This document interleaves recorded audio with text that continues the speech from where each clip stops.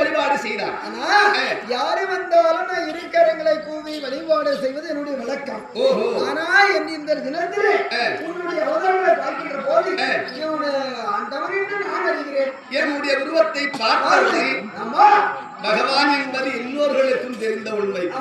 இருந்தாலும் என் பாதத்தை வழிந்தபடியால் சிவசேமோடு வாழ்வதற்கு நான் ஆசீர்வாதம் கொடுத்துக் கொண்டிருக்கின்றேன்.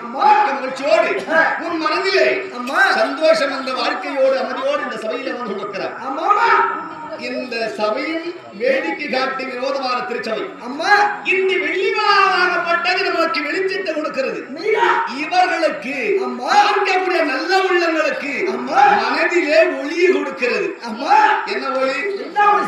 சந்தோஷம் என்ற வாழ்க்கை ஒளி இந்த ஒளியாகப்பட்டது அவர் மனதிலே மகிழ்ச்சி கொடுக்க வேண்டுமானால் எந்த இடத்திலே கொடுக்கும் என்று அவர்கள் நினைக்கிறார்கள்.